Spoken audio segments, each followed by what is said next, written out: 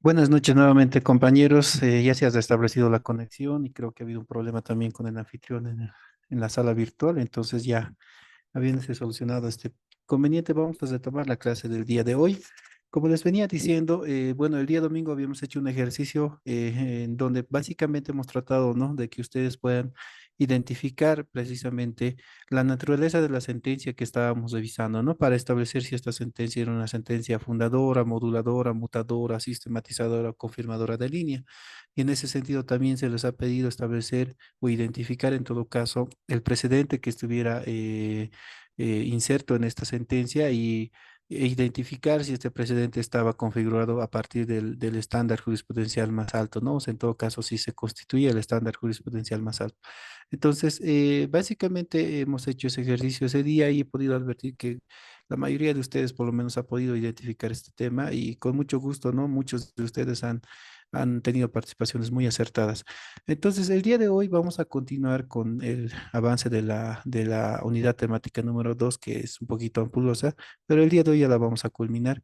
En esta unidad estamos abarcando básicamente dos temáticas concernientes al tema de la jurisprudencia, ¿no? Uno que está vinculado al tema de su carácter estático y el otro que está vinculado al carácter dinámico.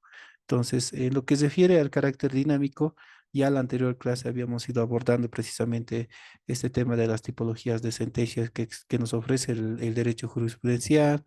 Habíamos hablado ya un poquito sobre el precedente, incluso sobre este tema ya habíamos tenido una pequeña disertación cuando hemos hablado sobre el carácter estático, porque ahí es donde hemos precisamente tratado de establecer dónde se puede identificar el precedente. Hemos hablado de las partes de la resolución desde el punto de vista del derecho jurisprudencial. Al fin de que no se corte mi señal, voy a apagar mi cámara, por favor. Ana, disculpar, porque ese rato igual se cortó. Bueno, como les decía, entonces, en esta clase lo que vamos a tratar de hacer básicamente es explicar un poco más sobre el tema del precedente y vamos a enfocarnos un poco sobre el tema de su vinculatoriedad. Pero para ello, desde luego, es bueno siempre recapitular un poco lo que entendemos por el precedente. En ese sentido, eh, en esta clase vamos a hacer énfasis en esta sentencia constitucional, que es la sentencia constitucional 1369, quebrado 2010-R del 20 de septiembre, donde se ha tratado de definir de alguna manera al precedente. Y esta sentencia lo que nos dice básicamente que el precedente es una parte de la sentencia o es aquella parte de la sentencia donde el juez o el tribunal en todo caso va a tratar de establecer de manera concreta el alcance de una disposición, ya sea constitucional, de una disposición legal o de un instituto del derecho. Desde luego, cuando hablamos de una disposición constitucional, nosotros estamos hablando del ejercicio o el trabajo que hace el Tribunal Constitucional o los tribunales de garantías, ¿no? Porque si bien los tribunales ordinarios pueden también realizar una interpretación constitucional o en todo caso una interpretación a partir de la Constitución, no son ellos los que definen el alcance de las normas constitucionales, ¿no? En todo caso, esta tarea está rogada al Tribunal Constitucional por el modelo o el sistema de control de constitucionalidad que tenemos nosotros precisamente en nuestro modelo de Estado, ¿no? Entonces, el precedente, como les decía, se va a constituir en esa parte donde el juez o el tribunal va a tratar de establecer este alcance, ¿no? Ese alcance de esa norma constitucional, de esa norma legal o de un determinado instituto del derecho.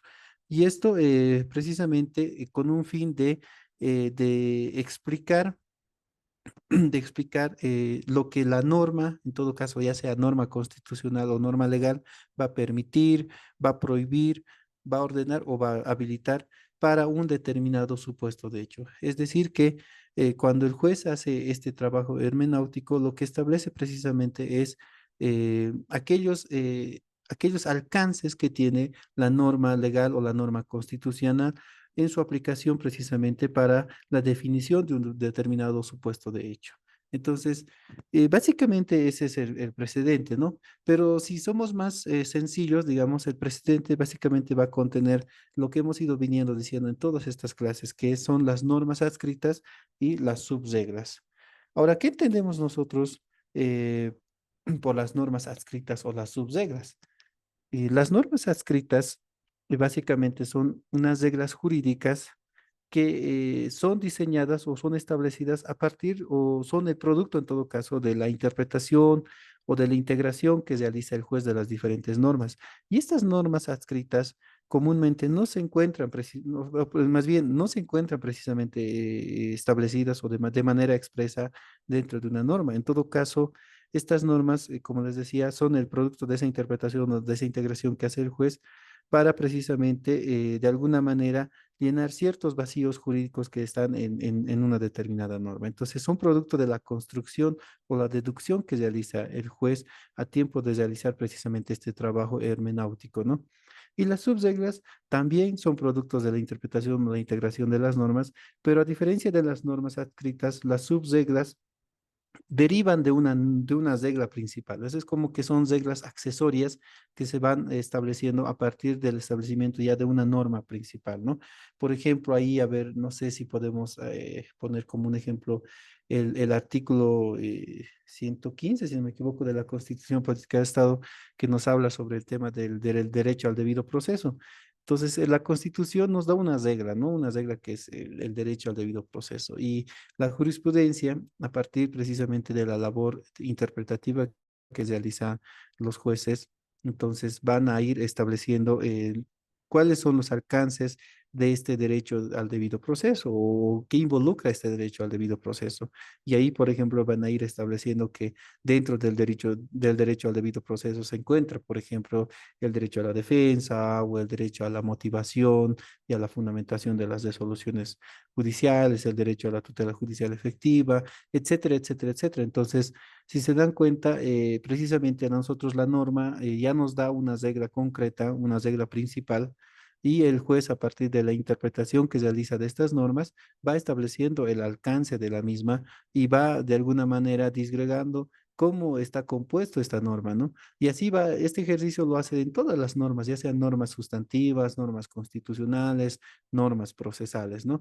Entonces, si volvemos al concepto que nos arroja precisamente la sentencia constitucional 13 1369 quebrado 2010-R, entonces estaríamos básicamente nosotros concluyendo que precisamente el precedente es esa construcción que realiza el juez para poder establecer el alcance de una determinada norma, ¿no? Y este establecimiento precisamente se constituye en esas normas adscritas o esas subreglas, ¿no? Que nos van a permitir entender el contenido concreto de una norma. Pero como les decía, aquí hay un elemento muy importante, ¿no? Que todo el establecimiento de estas normas adscritas o de estas subreglas es el producto de la interpretación, de la integración e incluso de la ponderación que realiza el juez. En todo caso, hablamos de interpretación e integración cuando hablamos de normas jurídicas, llamémoslos leyes, y hablamos de ponderación cuando hablamos de derechos y garantías constitucionales. Entonces, la integración, si queremos definirla un poco, la integración de normas básicamente va a estar vinculada a ese proceso por el cual el juez de alguna manera va a complementar, como les decía, esos vacíos dentro del sistema jurídico. En todo caso, cuando la norma no nos provee una respuesta suficiente para resolver un caso concreto y nos arroja una norma muy genérica, o en todo caso una norma que carece de algún elemento para que pueda comprenderse su alcance, es que el juez va a realizar un proceso de integración de las normas y va a complementar de alguna manera estos vacíos para que precisamente se pueda comprender el alcance de esta norma. Ahora en el tema de la interpretación, sucede casi un similar procedimiento, ¿no? En todo caso, en este caso, el juez lo que trata de hacer también con la interpretación es aclarar o precisar de alguna manera el contenido de una norma. Pero obviamente en este caso ya no es solamente para el tema de completar o complementar algún vacío que está en el sistema jurídico. En todo caso, la interpretación ya busca precisamente aclarar y precisar ese contenido, ¿no? Y de alguna manera con esto garantizar la coherencia de esta norma y de alguna manera adecuarla a lo que está establecido en nuestra Constitución o a los principios generales del derecho. Entonces, son esos dos procesos que realiza el juez habitualmente cuando se trata de normas legales para poder precisamente establecer las normas adscritas o las subreglas que son precisamente los elementos fundamentales o las partes fundamentales del precedente, ¿no? Pero también el precedente puede estar constituido a partir de este ejercicio de ponderación que realiza el juez, ¿no? Cuando hablamos de la ponderación, nosotros estamos hablando básicamente de, de una técnica que utiliza el juez para precisamente resolver los conflictos que existen entre los derechos o los principios. Y de esta manera se pueda establecer cuál es el derecho o el principio que tiene mayor relevancia o mayor peso para resolver el caso concreto. Existen autores como Atienza, como Alexi, que precisamente teorizan estos temas, ¿no? De la ponderación. Y hay una autora muy interesante aquí en Bolivia, que es la profesora María Elena Tart, que es una constitucionalista ex letrada del Tribunal Constitucional, que le añade un cierto elemento muy interesante cuando nos habla de la ponderación, ¿no? Ella habla sobre el tema del peso ético-moral. O sea, ella dice que cuando hablamos de ponderación, precisamente nosotros estamos tratando de resolver esos conflictos que existen entre los derechos o los principios y de alguna manera tenemos que hacer prevalecer a uno de estos derechos, uno de estos principios para poder resolver un caso concreto.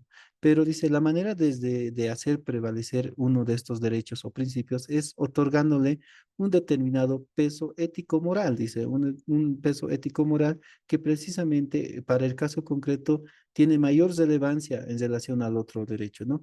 Claro que ella explica que la ponderación siempre involucra nunca eh, ¿cómo se dice? No garantizar el otro derecho. Es decir, se confrontan dos derechos, pero en ningún momento estos dos derechos son aminorados en cuanto a su valor, digamos, en relación a la importancia que tienen para la resolución del conflicto. En todo caso, siempre se hace prevalecer la importancia de cada uno de estos derechos, pero se le da un determinado peso ético-moral a uno de estos para la resolución de un determinado conflicto, ¿no?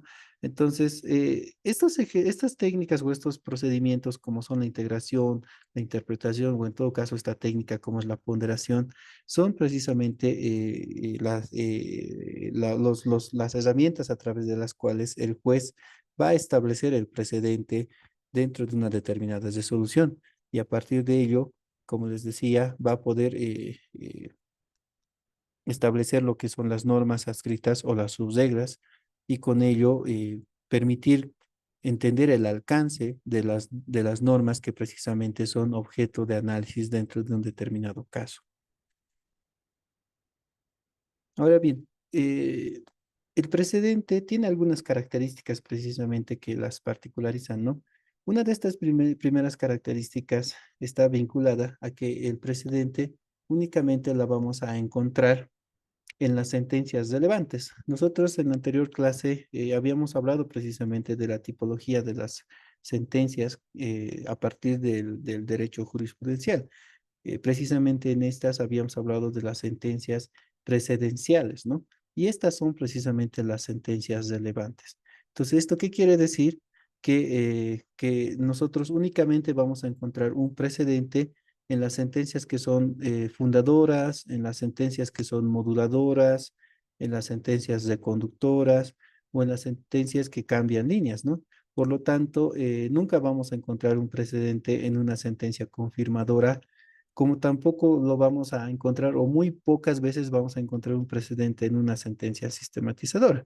¿Y esto por qué? Porque como habíamos señalado, las sentencias confirmadoras básicamente se limitan a reiterar los precedentes que han sido generados ya en las sentencias fundadoras, en las sentencias moduladoras, reconductoras, etcétera. Y en lo que concierne a las sentencias sistematizadoras, pues como sabemos nosotros, estas sentencias se encargan básicamente de concentrar o de unir todos los precedentes que están vinculados a un determinado problema jurídico en una sola sentencia. de tal manera que tratan de unificar el criterio en relación a este problema jurídico y los concentran en una sola sentencia, ¿no? Pero no precisamente establecen un precedente. En todo caso, estas sentencias lo que hacen es precisamente reunir todos estos precedentes y decir, estos son los entendimientos vigentes en relación a este problema jurídico y por lo tanto, de alguna manera, en ese sentido, tienen que ser, digamos, aplicados a tiempo de poder nosotros aplicarlos en un caso concreto, ¿no? Entonces, nótese que los precedentes no van a estar presentes precisamente en las sentencias confirmadoras, sino solamente en aquellas sentencias que tengan esta naturaleza de sentencia precedencial. Otra característica del precedente es que esta tiene dos finalidades concretas, ¿no? Primero que es, uno, resguardar el principio de seguridad jurídica y el otro que es precautelar la coherencia del orden jurídico. Esto se logra precisamente a partir del respeto que tienen los jueces en relación al carácter vinculante que tiene el precedente. ¿Por qué? Porque cuando los jueces precisamente respetan el precedente, entonces evitan de alguna manera las variaciones injustificadas o caprichosas en relación a la interpretación de una norma. En todo caso, cuando el juez sigue los lineamientos jurisprudenciales, se genera pues de alguna manera cierta coherencia jurídica, lo que desde luego va a generar la seguridad jurídica. ¿Por qué? Porque los justiciables van a conocer de alguna manera los términos en los cuales tienen que ser resueltos sus conflictos. Entonces, como ustedes podrán notar, el precedente, a partir de su carácter vinculante, precisamente va a caracterizarse. ¿Por qué? Porque su finalidad principal es generar esa seguridad jurídica en relación a los entendimientos que deben ser aplicados cuando se resuelve un determinado caso concreto. Esto nos lleva a una tercera característica, ¿no? En todo caso, cuando nosotros generamos seguridad jurídica y coherencia en el ordenamiento jurídico, entonces lo que estamos generando también es una cierta reducción en la conflictividad jurídica. ¿Por qué? Porque se entiende que al estar muy claros los entendimientos jurisprudenciales o en todo caso, al estar muy claro cuál es el precedente en vigor en relación a un determinado problema jurídico, desde luego va a minorar la conflictividad jurídica porque se entiende que las partes, o en todo caso los justiciables, ya conocen de alguna manera cuál es el derecho que tiene que ser aplicado al caso concreto o al conflicto que están planteando. O incluso, ¿no? O incluso va a permitir de alguna manera predecir, va a permitir predecir las consecuencias jurídicas del conflicto procesal. ¿Por qué? Porque las partes de un proceso, al tener una idea clara de cuál es el precedente en vigor en relación al proceso o al conflicto jurídico que están planteando en el caso concreto, van a poder predecir de alguna manera las consecuencias de este proceso. Entonces, esto desde luego genera nomás la seguridad jurídica que yo les indicaba hace un momento, porque precisamente las partes ya van a tener esa posibilidad de conocer de manera, no sé si por lo menos concreta, pero por lo menos ya preliminar, digamos, cuál va a ser el resultado del conflicto que precisamente ellos han planteado ante la jurisdicción. Otra característica del precedente es que permite de alguna manera resguardar el principio de conservación de la norma. Y esto se debe porque a través de la interpretación que realizan los jueces, esto particularmente de los tribunales de cierre, como por ejemplo el Tribunal Constitucional, el Tribunal Supremo de Justicia o el Tribunal Agroambiental, de alguna manera se impone el criterio que ellos expresan a todos los demás poderes públicos. Esto quiere decir que la definición o el alcance que es establecido por un juez o un tribunal de ciencia en este caso, de alguna manera tiene que ser acatado por las autoridades públicas y por los particulares, más aún si hablamos de los entendimientos jurisprudenciales que emite el Tribunal Constitucional, ¿no? Porque como bien sabemos, por mandato del artículo 202 del Código Procesal Constitucional, sus sentencias tienen ese carácter de obligatorio, ¿no? Para todas las autoridades públicas y para los particulares. Entonces, ¿esto qué permite? Permite precisamente que se conserve de alguna manera la naturaleza de la norma que precisamente ha sido emitida por el legislador, porque los alcances que sean definidos o las definiciones en todo caso que arrojen los tribunales de cierre van a tener que ser acatados por por todas las autoridades del poder público y también por los particulares. Entonces, esto desde luego permite precisamente conservar la norma, ¿no? Otra característica que podemos resaltar en relación al precedente es que su obligatoriedad no tiene precisamente un valor absoluto, ya que si bien, como hemos venido mencionando, el precedente tiene un carácter vinculante, como también hemos señalado ya en la anterior clase, los jueces pueden apartarse de sus propios precedentes o de otros que precisamente a los cuales ellos estén vinculados. Y esto únicamente va a suceder cuando precisamente los jueces consideren que los precedentes, o en todo caso el precedente en vigor, ya no está acorde al estándar jurisprudencial más alto. Entonces, ¿qué quiere decir con esto? Que cuando el juez advierta que un precedente que está en vigor para la resolución de un problema jurídico no responde al estándar o a la doctrina del estándar jurisprudencial más alto, tiene la posibilidad de precisamente romper este valor absoluto de la obligatoriedad que caracteriza precisamente al precedente. Pero para apartarse, obviamente no lo va a poder hacer de manera discrecional, ¿no? Ya que va a requerir de una carga argumentativa muy compleja porque el juez precisamente tiene que justificar de manera fundamentada las razones por las que está pretendiendo apartarse de este precedente. En todo caso, va a tener que hacer un ejercicio donde va a tener que fundamentar y argumentar de manera muy adecuada el por qué considera que el precedente que está en vigor ya nos responde precisamente a los principios de progresividad o favorabilidad que rigen la doctrina del estándar jurisprudencial más alto. Entonces, desde luego eso implica, ¿no? Que el juez tenga que cumplir con esta carga argumentativa compleja, ¿no? Entonces, todo esto a nosotros, esta última parte en particular, nos conduce precisamente a hablar de la doctrina del estándar jurisprudencial más alto, porque como hemos venido diciendo a lo largo de este módulo, eh, el estudio del carácter dinámico de la jurisprudencia requiere precisamente hacer ese análisis, ¿no? Es decir, un análisis de todo el recorrido o de la evolución que ha tenido un determinado precedente, y esto con el objetivo de identificar cuál es el precedente en vigor. ¿Esto qué quiere decir? Que primero nosotros tenemos que definir cuál es la línea jurisprudencial en relación a un determinado problema jurídico, y una vez que hemos realizado esto, debemos analizar la evolución del precedente, identificando una por una cuál de estas sentencias se constituyen la sentencia fundadora, la sentencia moduladora, la sentencia mutadora, la sentencia confirmadora, y tras realizar este análisis, nosotros debemos de definir cuál es el precedente en vigor. Pero ahí precisamente surge, ¿no? Esta duda de cómo nosotros sabemos o cómo definimos nosotros cuál es el precedente en vigor. Precisamente ahí es donde juega un rol fundamental la doctrina del estándar jurisprudencial más alto. ¿Y esto por qué? Porque esta doctrina precisamente a nosotros nos va a permitir establecer dentro de una determinada línea jurisprudencial cuál es el precedente que está más acorde o que responde de mejor medida, de mejor manera a los principios de favorabilidad y progresividad.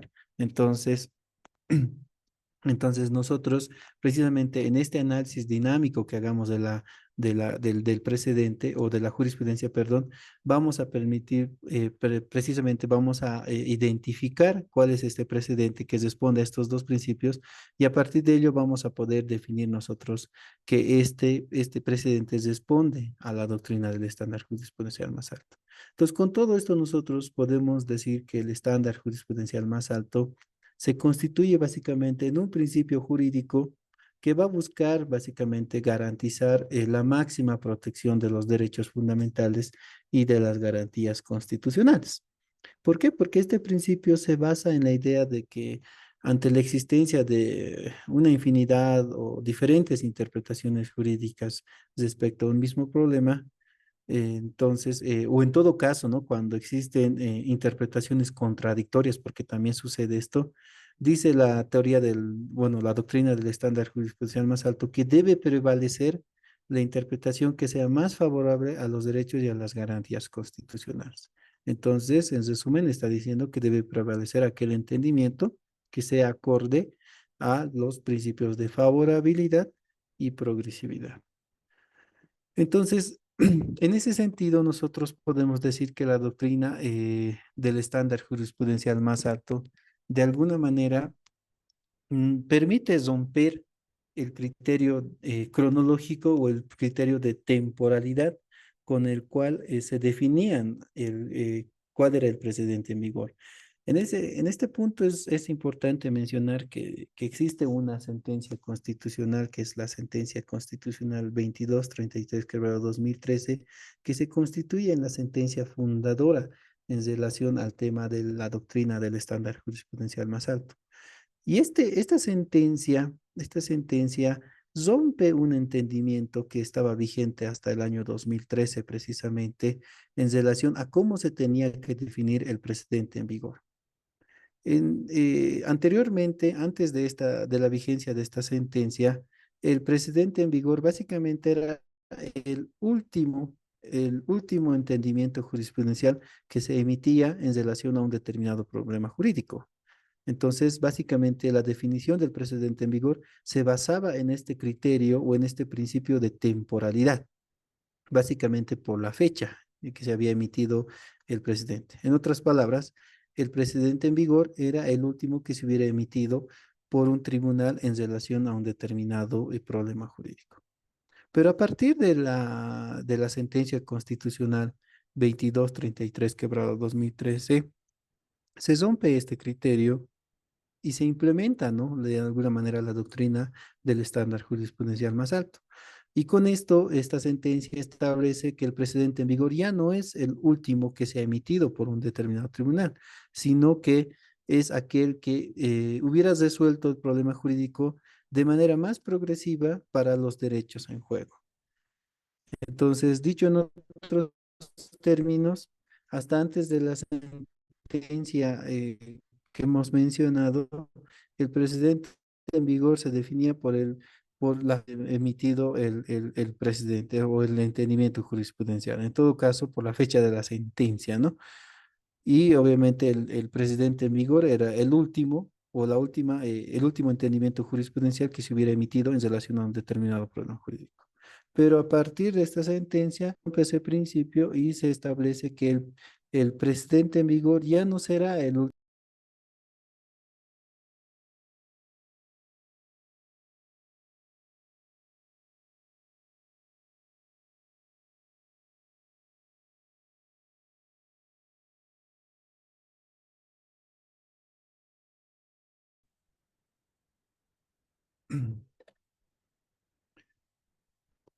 Por eso precisamente la doctrina del estándar jurisprudencial más alto se caracteriza porque está compuesta por estos dos principios fundamentales que les había ido mencionando, ¿no? Que son el principio, perdón, creo que se ha dejado de compartir la diapositiva.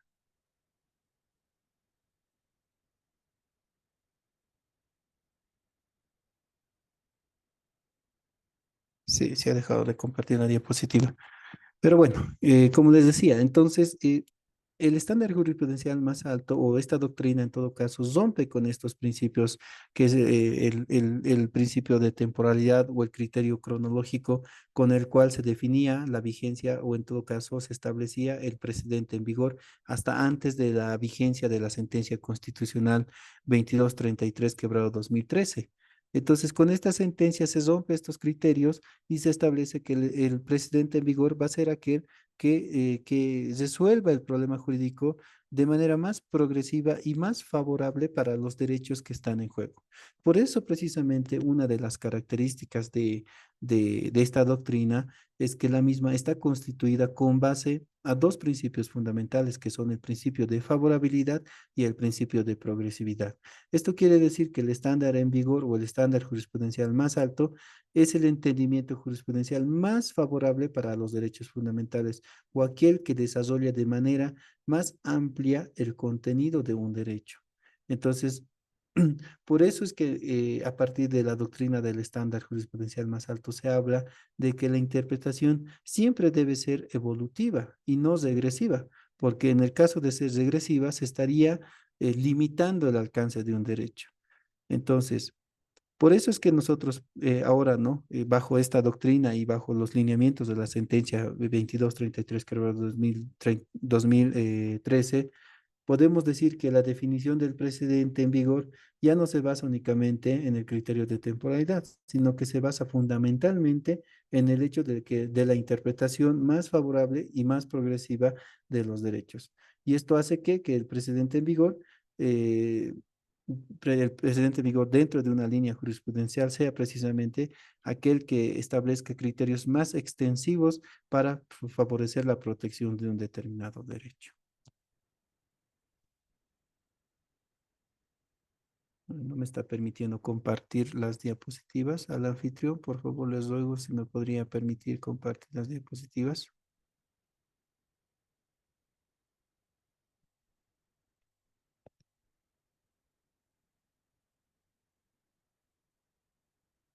Bueno, otro aspecto que es bueno considerar en relación a la doctrina del estándar jurisprudencial más alto es que a tiempo de definir esta doctrina, a tiempo de definir el precedente en vigor, ya no precisamente nos tenemos que limitar nosotros al análisis de la norma interna, ¿no?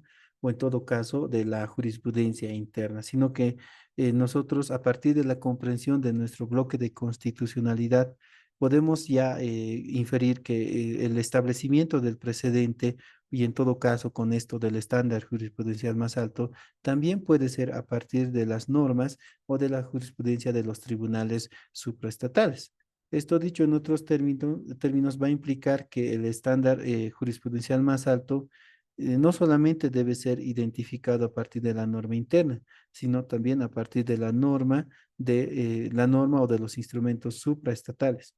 Y esto básicamente a partir del control de convencionalidad que realizan los jueces. Entonces, ahí cobra ¿no?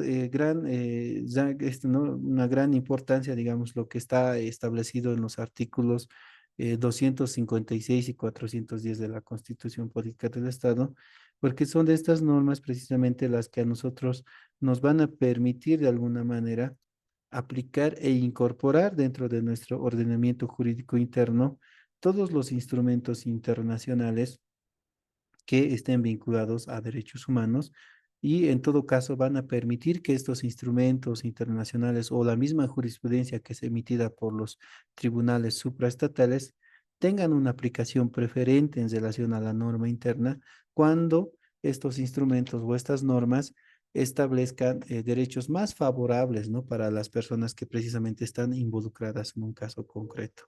Entonces, la definición del estándar jurisprudencial más alto no solamente va a ser a partir de los entendimientos jurisprudenciales que están dentro de la línea jurisprudencial diseñada en nuestro ordenamiento jurídico interno, sino que nosotros necesariamente cuando tengamos que establecer el estándar jurisprudencial más alto y por consiguiente el precedente en vigor, tenemos necesariamente que revisar también la norma o los instrumentos internacionales e incluso los entendimientos jurisprudenciales de los tribunales supraestatales para poder analizar o advertir en todo caso si dentro de estos instrumentos existe un entendimiento, una norma o un instrumento que establezca derechos más favorables y que a partir de ellos se pueda definir un estándar jurisprudencial que constituya el precedente en vigor dentro de nuestro ordenamiento jurídico.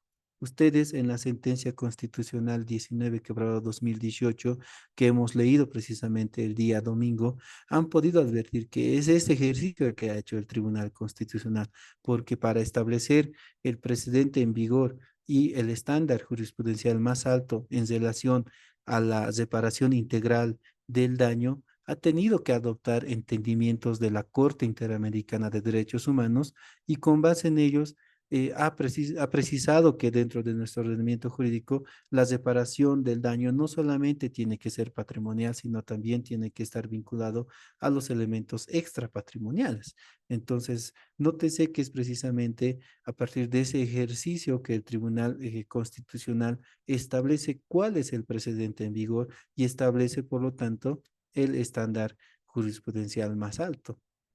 Entonces, son precisamente estos elementos que nosotros tenemos que considerar a tiempo de nosotros querer identificar cuál va a ser el precedente en vigor dentro de una línea jurisprudencial y por consiguiente analizar si este precedente en vigor está o no acorde a la doctrina del estándar jurisprudencial más alto. Creo que ya me han dado la posibilidad de compartir. Voy a compartir la diapositiva.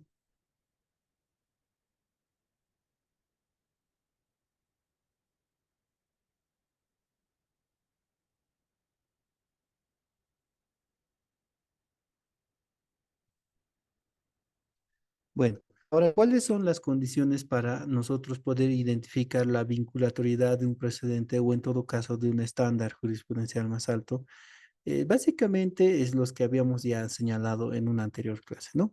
Primero, que tiene que existir analogía en los supuestos fácticos. Esto quiere decir que nosotros cuando identifiquemos el precedente y queramos aplicar este precedente a un caso que estamos analizando en la actualidad, necesariamente tenemos que revisar si este precedente o en todo caso el proceso en el cual se ha establecido ese precedente cumple con este elemento de la analogía en relación al proceso que nosotros estamos revisando en el presente. En todo caso, tenemos que revisar que entre el caso anterior y el caso nuevo exista similitud en lo que respecta a los hechos fácticos y a las normas jurídicas que van a configurar el problema jurídico.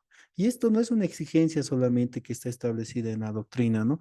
Nuestra propia jurisprudencia, en este caso el Tribunal Constitucional Plurinacional, ha precisamente establecido como exigencia para la aplicación de un precedente este elemento o este requisito que es la analogía en los supuestos fácticos. Así, por ejemplo, vamos a citar a la sentencia constitucional 502 quebrado 2003 y a la sentencia constitucional 186 quebrado 2005 que establecen que el precedente únicamente va a ser aplicado cuando exista analogía en los supuestos fácticos en relación a los dos procesos que son objeto de análisis para la aplicación de un determinado precedente. Entonces, dicho en otros términos, tiene que existir necesariamente esta similitud en lo que respecta a los hechos fácticos y la norma jurídica entre el proceso al cual estamos queriendo aplicar el precedente y el proceso del cual hemos extractado nosotros ese precedente, ¿no? O en todo caso, del cual nosotros hemos identificado el precedente en vigor y por consiguiente el estándar jurisprudencial más alto. Otra condición que es necesaria también para que el presidente tenga un carácter vinculante es que nosotros identifiquemos de manera adecuada cuál es el precedente en vigor. Entonces, como habíamos reiterado tal vez hasta el cansancio esto, nosotros tenemos que en la línea jurisprudencial hacer un análisis, una contrastación, una revisión de todas las sentencias que configuran esta línea jurisprudencial. Y en esa línea, en ese ejercicio, nosotros tenemos que ir identificando cuál es el precedente en vigor. Y nuevamente les reitero, el precedente en vigor con base a la doctrina del estándar jurisprudencial más alto es aquel que establece una interpretación que es más protectiva para los derechos que están en conflicto precisamente dentro de ese proceso. Entonces, únicamente nosotros entendiendo esta situación vamos a poder identificar cuál es el precedente en vigor. Entonces, una de las condiciones para nosotros poder establecer la vinculatoriedad del precedente es precisamente que identifiquemos de manera adecuada cuál es el precedente en vigor dentro de una determinada línea jurisprudencial que configura el análisis jurisprudencial de un determinado problema jurídico.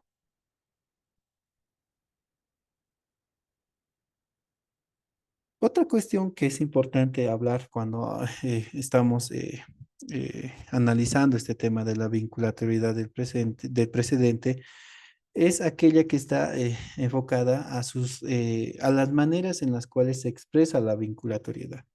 Esto también creo que de manera muy rápida habíamos conversado cuando hemos hablado sobre el carácter estático de la jurisprudencia. El precedente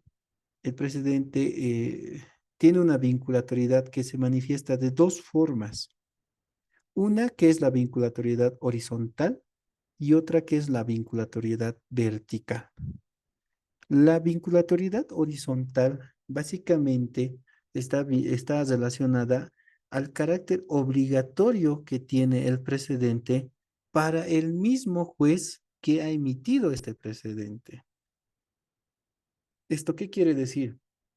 Que todos los jueces o tribunales que hayan establecido un determinado entendimiento jurisprudencial en relación a un problema jurídico, están reatados a este entendimiento cuando tengan que resolver casos análogos. Es decir, cuando les toque revisar un proceso similar a un proceso anterior donde hayan establecido un precedente, ellos tienen la obligación de acatar este entendimiento jurisprudencial y aplicar este entendimiento en el caso nuevo donde están precisamente resolviendo el mismo problema jurídico. Salvo, obviamente, salvo que en este nuevo caso, en este caso análogo, se vea la necesidad de alguna manera de modificar el precedente, ¿no? ¿Por qué? Porque como les había dicho, el carácter vinculante, perdón, obligatorio del precedente se rompe a partir de la doctrina del estándar jurisprudencial más alto. Entonces, cuando el juez advierta que su precedente anterior ya no responde a los principios de progresividad y favorabilidad, entonces se va a ver en la necesidad de apartarse de su propio precedente y configurar un nuevo precedente, o en todo caso va a tener que modular o mutar ese anterior precedente y adecuarlo a estos dos principios que van a constituir la base para establecer el estándar jurisprudencial más alto en relación al problema jurídico que está analizando para establecer este precedente. Entonces, solamente ese va a ser el único escenario donde el propio juez o el juez va a poder apartarse de sus propios entendimientos jurisprudenciales que han sido emitidos en anteriores procesos que ha resuelto. Entonces, básicamente a eso está orientado el tema de la vinculatoriedad horizontal, es decir, a la obligación que tiene el juez de seguir sus mismos lineamientos jurisprudenciales cuando resuelva casos análogos, ¿no? Luego está la vinculatoriedad vertical. La vinculatoriedad vertical está ligado básicamente al principio de jerarquía. Y esto involucra que todos los jueces inferiores deben de acatar los precedentes que han sido emitidos por los tribunales superiores. En otras palabras, el juez de instancia o de primera instancia necesariamente tiene que seguir los lineamientos jurisprudenciales emitidos por el Tribunal de Apelación y también por el Tribunal de Casación. Lo mismo el Tribunal de Apelación, por este principio de jerarquía, tiene que acatar los precedentes que han sido emitidos por el Tribunal de Cierre, ¿no? Pero en cuanto a los tribunales de cierre, ya existe una doble naturaleza en relación a la vinculatoriedad que ellos tienen de los precedentes, porque por una parte recae sobre ellos la vinculatoriedad horizontal, porque así como los jueces de instancia, los tribunales de cierre y los tribunales de apelación también que están dentro de esta misma situación, se encuentran obligados a acatar sus mismos precedentes. Esto quiere decir que tienen que seguir con los mismos lineamientos que han sido emitidos en anteriores procesos y estos tienen que ser aplicados a los casos análogos que resuelvan al presente, ¿no?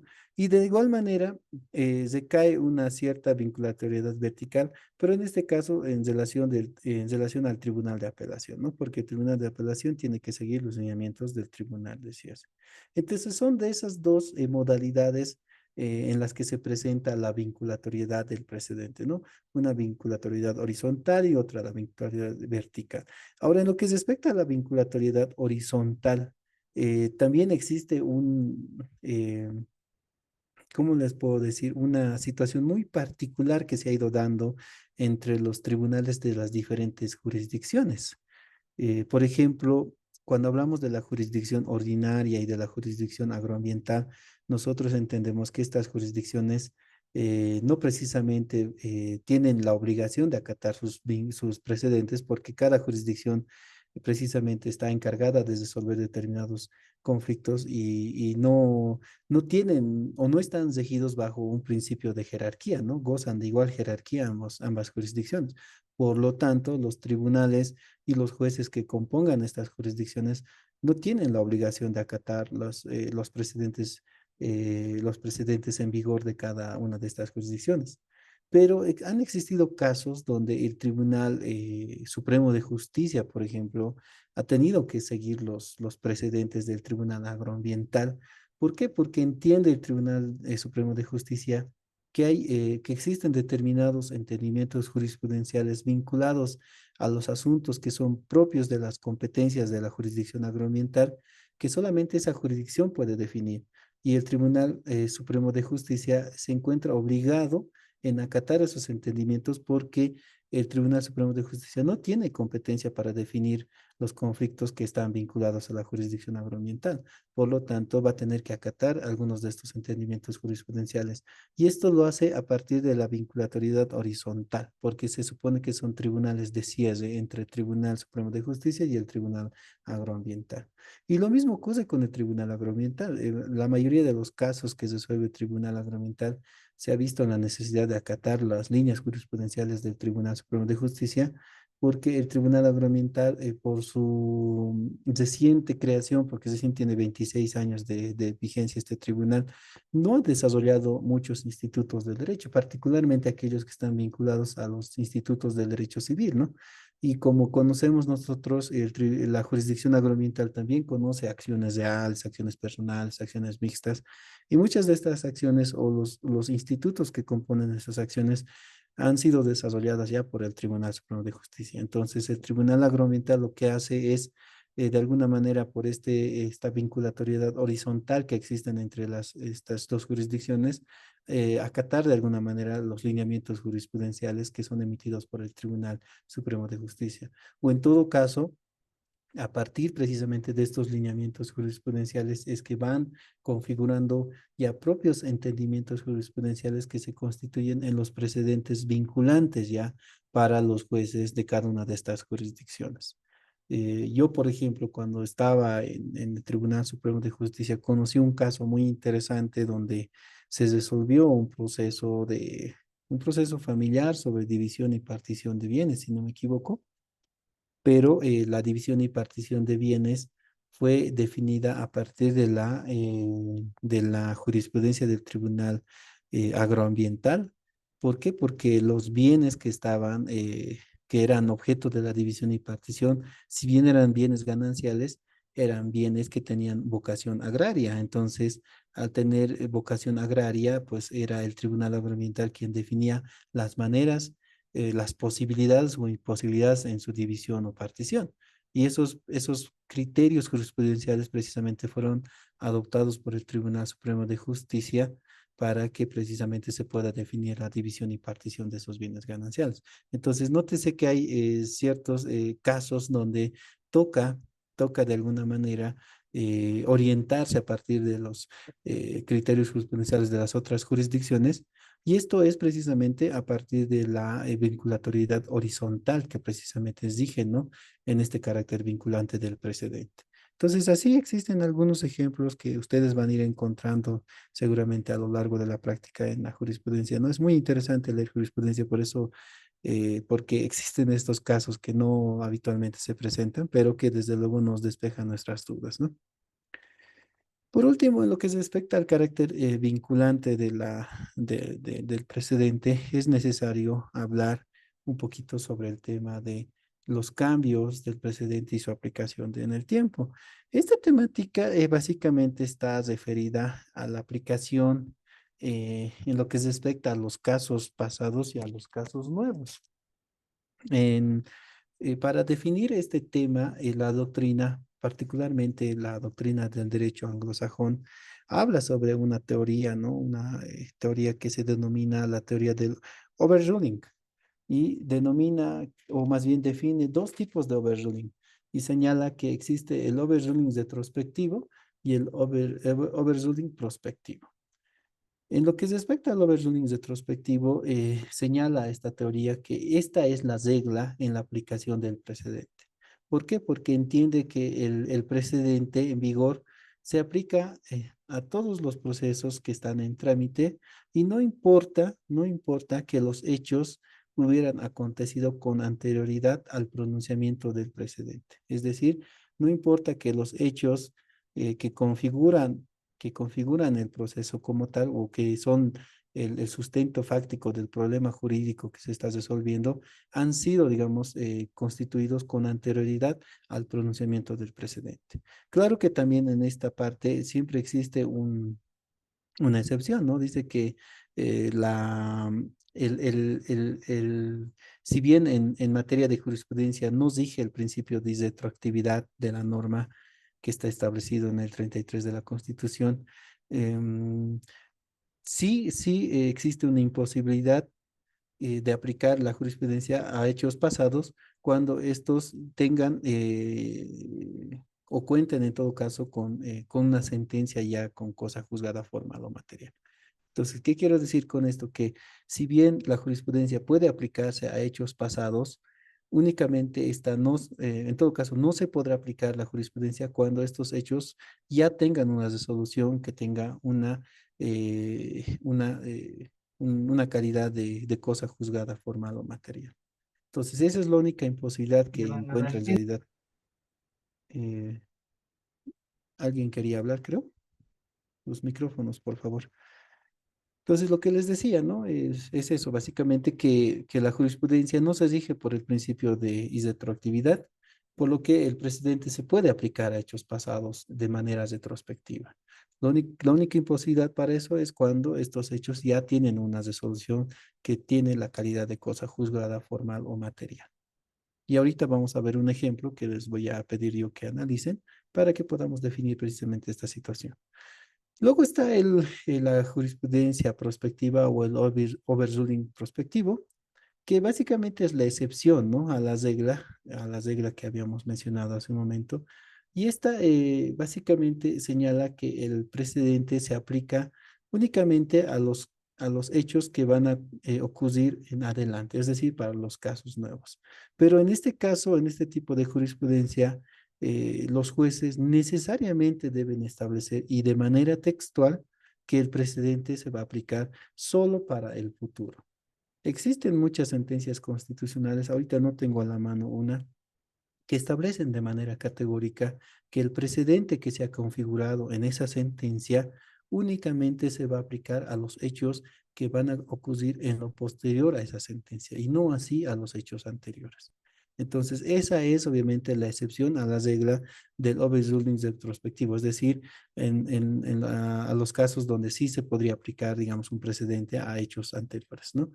Entonces, para que nosotros podamos tener una mejor comprensión de, de estas dos formas en las cuales se aplica el precedente en vigor, entonces yo les voy a pedir que por favor ingresen a la plataforma de la maestría y ahí está ya cargada la sentencia constitucional 1426 quebrado 2005. ¿Ya? Entonces, básicamente yo lo que quiero es que lean la parte de los fundamentos jurídicos. No nos interesan los antecedentes de ese proceso, pero sí los fundamentos jurídicos.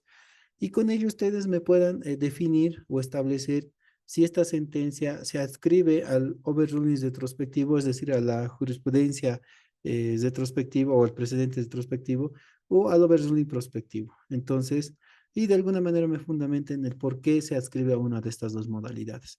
Entonces, yo les voy a dar un tiempo ahorita estamos a las 8:26, nos vamos a dar 10 minutitos, porque como les digo, solamente quiero que lean la parte de los fundamentos jurídicos y ustedes también ahí van a poder entender un poquito sobre este tema del overruling retrospectivo y el prospectivo. Entonces, nos daremos esos 10 minutitos, por favor, y volvemos a las 8:36 para que podamos exponer, digamos, nuestra postura en relación a este planteamiento, ¿ya? Entonces, nos vemos a las 8:36, compañeros.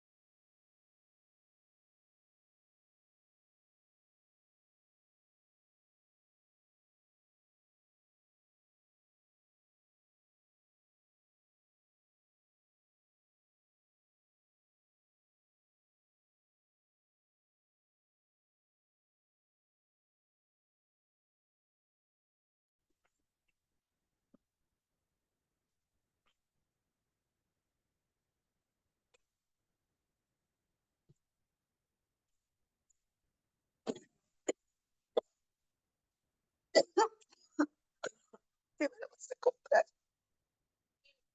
No sé, ¿qué hay en la cocina?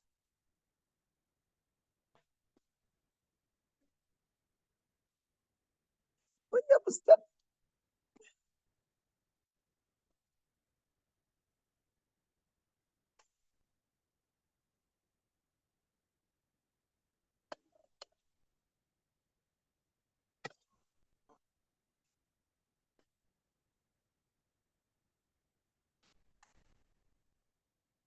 Yo creo que me voy a tener que internar. Es que, hija, no puedo ni respirar, ¿no? Estoy muy mal.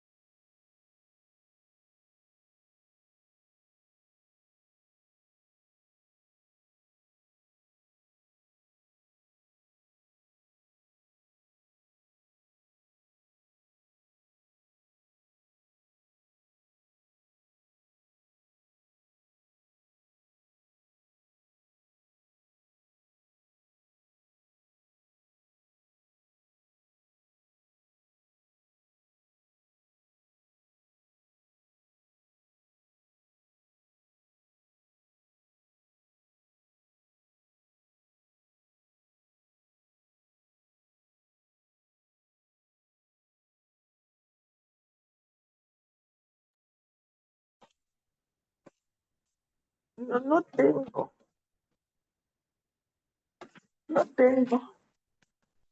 Voy a comprar, pero me da bien. ¿Estás botando crema? ¿Dónde está? Tomo todo y boto poquita. Estoy peor que el sábado, ¿no? Mira de la esquina.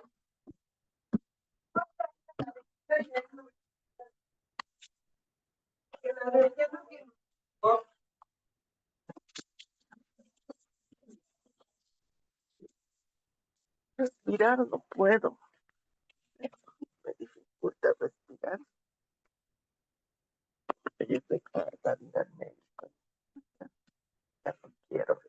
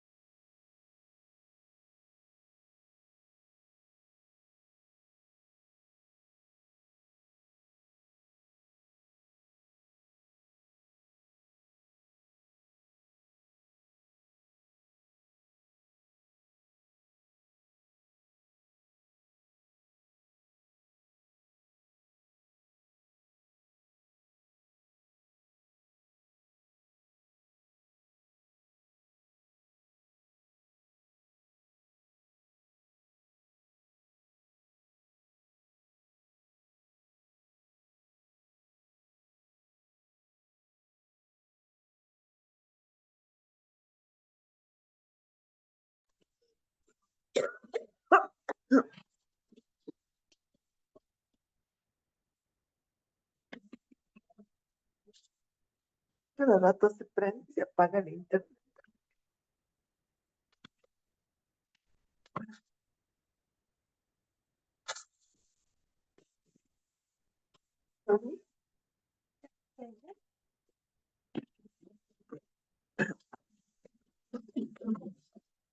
Cuida. No, en serio, cuida.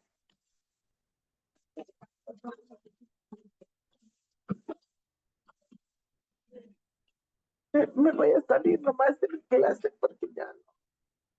Sí, me voy a estudiar.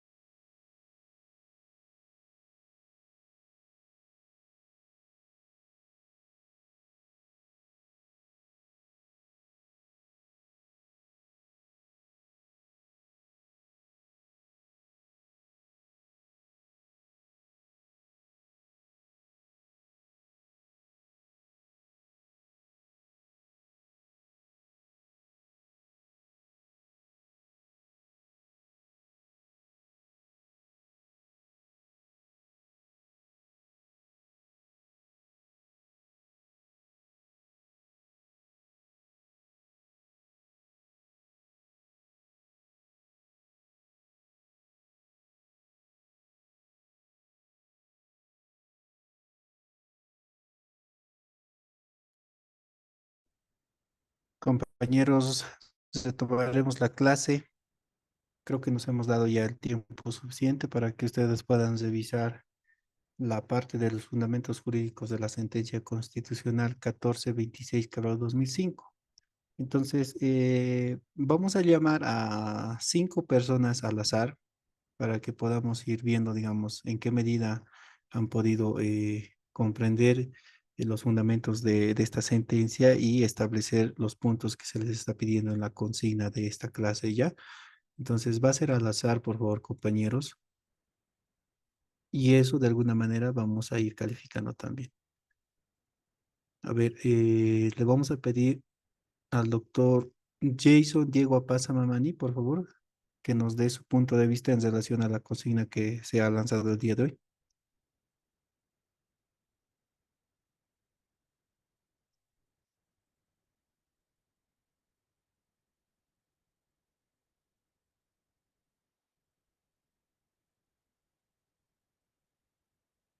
El doctor Jason Diego Apaza Mamani.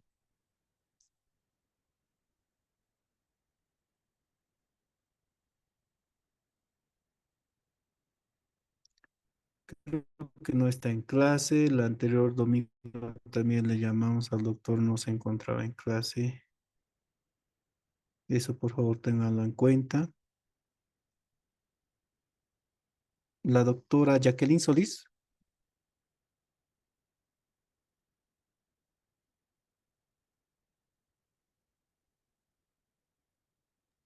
Doctor, buenas noches. Doctora Jacqueline Solís, por favor. Doctor, doctor, de la lectura que bueno, que ha efectuado de la sentencia constitucional a 1426/2005, el criterio La que mi doctora persona tiene. Jacqueline Solís. Doctor, ¿me escucha? Doctor, De igual manera, doctor, ¿me escucha? Le estoy,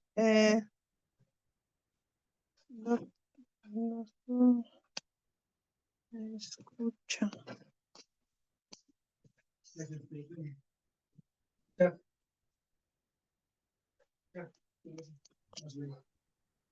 doctor Zené Doctor, Sarmiento. disculpe, ¿me escucha, doctor? Ahora sí le Doctor, escucho, ahora sí le escucho. La doctora Jacqueline. Sí, doctor, hace rato estaba hablando Ah, ya, y mil no disculpas. me he Creo que mi escuchado, ¿no? señal no da. Sí, ahora sí le escucho, doctorita. Por favor, a ver. Luego el doctor Zené Sarmiento, ¿ya? Doc- Por favor. Perdón, doctor, de la lectura que he efectuado de la sentencia constitucional, bueno, el criterio que tengo, sí, a lo que he leído, ¿no, doctor? El entendimiento que he tenido de la sentencia constitucional, pero que hacen mención a esta sentencia, es que prohíben lo que se ha considerado su número de sentencias y prohíbe la aplicación retroactiva de la ley. Es decir, en consecuencia, es posible aplicar un nuevo entendimiento jurisprudencial a casos pasados, siempre y cuando que la disposición interpreta exista al momento de producirse los hechos. Esto enmarcaría para mi criterio, doctor, al overruling retrospectivo que autoriza que se pueda aplicar un nuevo criterio jurisprudencial a casos ya similares o iniciados y a estos actos procesales ya sustanciados, siempre que no haya una cosa juzgada, doctor. Doctorita, Ese es us- ¿usted ha advertido cuál es la ratio o la razón por la cual se toma la decisión por el Tribunal Constitucional? O sea, ¿cuál ha sido el fundamento principal por el cual ha concedido, si no me equivoco, la tutela, si no me equivoco, a ver, permítame revisar. eh, ¿Dónde está el esto? entendimiento sería, doctor, Ujú. aquí, a las resoluciones, ¿dónde está? A las resoluciones pronunciadas en los recursos de tutela, doctor, del habeas corpus, de Ujú. las acciones de amparo, ¿no? Constitucional. Sí, Ahí estaban exacto. las habeas corpus, el amparo constitucional o el habeas data. Estas sentencias, en la medida que los fundamentos relevantes del fallo o ratio decidendi, es decir, los fundamentos necesarios son los cuales no se justificaría ni se entendería el fallo. Ahí estaba la sentencia constitucional 454-2004-R del 31 de marzo, doctor. Asimismo, la otra sentencia constitucional 457-2004-R. Ya, pero ¿cuál ha sido el razonamiento principal por el cual se concede la tutela, doctorita? O sea, el fundamento principal, porque ahí precisamente estamos analizando este tema del overruling retrospectivo o el overruling prospectivo, porque en una primera parte, evidentemente, en los fundamentos jurídicos nos conceptualiza de alguna manera estos dos conceptos, pero ya en los fundamentos del análisis del caso, precisamente lanza un razonamiento del Tribunal Constitucional con el cual concede la tutela. De esta acción de tutela y ahí es donde hace este análisis, ¿no? Del overruling retrospectivo y prospectivo. Entonces, no sé si nos podría usted decir cuál es ese fundamento principal.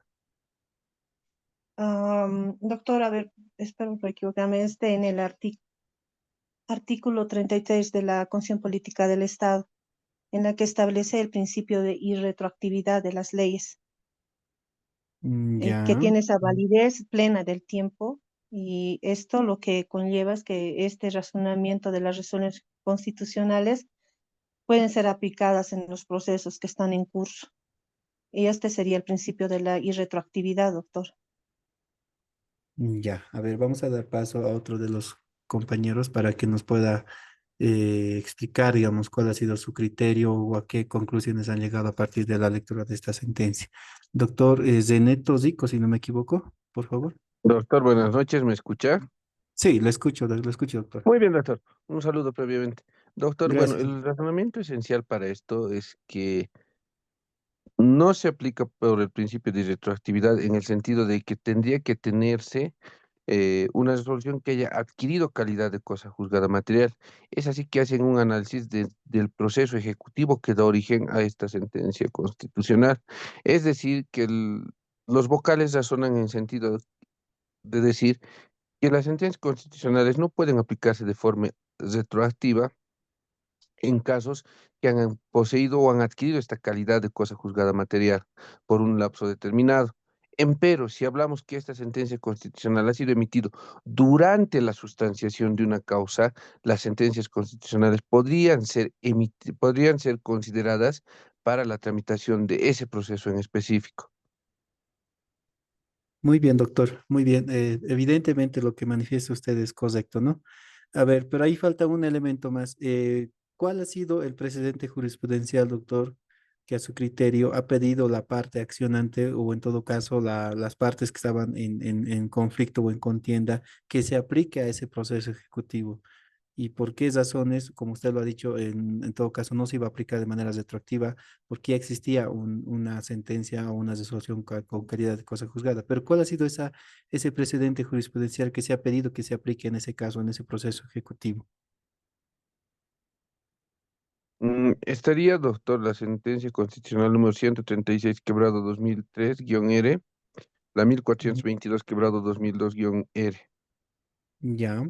¿Qué decían estas sentencias, doctor? Establecen lo siguiente, como el primer punto dice, por regla general toda persona tiene el derecho inviolable a intervenir e intervenir en todos los procesos y decisiones en los que puedan afectar o afecten sus derechos e intereses. En los casos en los que un tercero garantiza la obligación del deudor con un bien inmueble de su propiedad, la acción debe dirigirse contra este y contra el deudor. En los supuestos del punto número 3, perdón, en los supuestos del punto anterior, en los que el acreedor, dada su libertad de actuar, dirija la acción demanda solo contra el deudor, el pago de la obligación solo podrá hacerse efectivo con los bienes de este sin afectar los bienes del garante hipotecario. Pues como lo ha precisado la jurisprudencia del Tribunal Constitucional, del Tribunal, para que pueda afectarse su derecho de propiedad, debe ser oído y vencido en juicio legal. Es decir, que debe ser sustanciado observando las garantías del debido proceso de la ley y dentro de él el sagrado derecho a la defensa. Así la sentencia constitucional 1365 quebrado 2002 y 1404 quebrado 2002-R, entre otras. Número 4. También se infringen las garantías del debido proceso si solo se dirige la demanda contra el fiador real o hipotecario, dado que el deudor también tiene el derecho a defenderse oponiendo todos los medios de defensa que la ley le reserve, puesto que en última instancia será sobre este que recaiga el pago de la obligación como producto de la acción de repetición al que en su caso puede optar el garante hipotecario. Número 5, la acción por una garantía hipotecaria debe dirigirse siempre contra el propietario actual y contra el deudor. Ese sería lo que han pedido que se aplique, doctor. Sí, perfecto, doctor. Perfecto. Muchas gracias, doctor, por su intervención. A ver, vamos a dar paso a dos compañeros más. A la doctora Victoria Zío Lenis, por favor.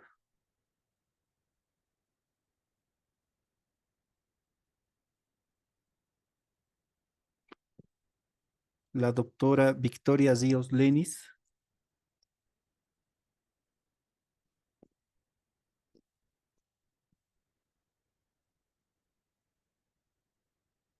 Creo que no se encuentra en clase igual. A ver, al doctor Juan Zoque, por favor. Buenas noches, doctor. Buenas noches, doctor. Tiene la palabra. Gracias, doctor. Eh, Como usted ha descrito, esta sentencia constitucional, más que todo, se aplica a lo que es el principio de la jurisprudencia retroactiva o overruling retrospectivo, ya que, doctor, como con anterioridad ha expuesto el anterior compañero, como también la compañera, la sentencia constitucional 426 quebrada 2025 R es, radica más que todo sobre el tema del garante hipotecario. En esta sentencia constitucional se ha aplicado también lo que disponía la sentencia constitucional 0136 quebrado 2003, cuando el proceso había adquirido la calidad de cosa juzgada, es decir, se puede aplicar retrospectivamente o retrotrayéndose un precedente constitucional a procesos en curso, únicamente cuando no perjudique o restrinja derechos consolidados por un anterior entendimiento jurisprudencial.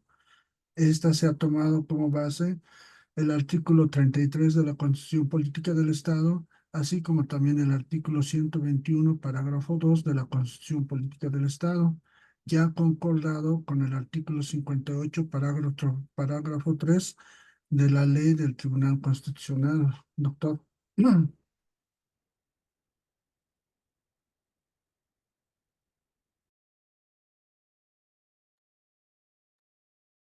Muy bien, doctor. ¿Y cuál es el fundamento principal de la sentencia constitucional que estamos analizando precisamente para conceptualizarla dentro de lo que es el overruling retrospectivo a esta sentencia que estamos hoy día revisando? Ya, esa sentencia constitucional, doctor, el fundamento jurisprudencial es de que, según el artículo 33 de la Constitución Política del Estado, no hay una irretroactividad, no hay el principio de irretroactividad, pero según esta sentencia constitucional, doctor, en los casos donde no exista sentencia en calidad de cosa juzgada, puede existir lo que es la retroactividad y se puede modificar según la sentencia constitucional, doctor. Muy bien, doctor. Evidentemente, lo que nos manifestaba tanto el doctor Zeneto Zico como el doctor Juanzo, que es evidente, ¿no? Esta sentencia que estamos analizando el día de hoy se adscribe a lo que es el overruling retrospectivo, porque evidentemente en esta sentencia lo que hace el Tribunal Constitucional es denegar de alguna manera la aplicación de un precedente jurisprudencial a este caso. ¿Por qué? Porque en este caso, en ese proceso ejecutivo concretamente, ya existía una resolución con carácter de cosa juzgada material, porque incluso ha sido ejecutoriada la resolución. Entonces, como nosotros habíamos indicado en la clase hace un rato, la regla general en la aplicación del precedente es que ésta se aplica a los hechos pasados. Pero existe una excepción en esta regla y es que no se va a aplicar a hechos pasados cuando existan resoluciones que tengan, o más bien existan hechos que ya tengan una resolución con carácter de cosa juzgada material o formal. Y es precisamente ese supuesto el que acontece en esta resolución que el día de hoy hemos analizado. El objetivo básicamente de que ustedes lean esta resolución era para comprender un poquito lo que implica precisamente el overruling retrospectivo y el prospectivo, y de alguna manera ustedes puedan entender cuándo el Tribunal Constitucional aplica estos conceptos doctrinales para poder definir una sentencia, ¿no? Entonces, con todo eso creo que se ha comprendido el ejercicio. No les estoy llamando a todos los participantes porque hemos hecho un ejercicio al azar. Este ejercicio es un promedio, más bien, disculpen, ¿no? El tema de la participación que han tenido ustedes va a ser un promedio para calificar su intervención de esta clase de todos los que han estado presentes, excepto a las personas que hemos llamado y no han contestado, ¿no? Para poder finalizar, quiero anoticiarles que en la plataforma, tal vez ustedes ya lo han visto, se ha cargado ya un foro que está relacionado a la unidad temática número 2. Entonces, yo les voy a pedir, por favor, que vayan completando este foro. Esto tiene un plazo hasta el día domingo, hasta las 11 de la noche. Entonces, por favor, vayan completando este foro porque obviamente esto es parte también del puntaje que se asigna a este módulo. Y ya el día domingo vamos a ingresar a la unidad temática número 3, que es también cortito, y el miércoles estaríamos concluyendo ya con este módulo, con la unidad temática 4, que está vinculada a un instrumento muy importante que es el recurso de casación. Entonces, con todo esto, salvo ustedes tengan alguna duda o alguna pregunta, ya estaríamos concluyendo la presente clase. No sé si tienen alguna consulta.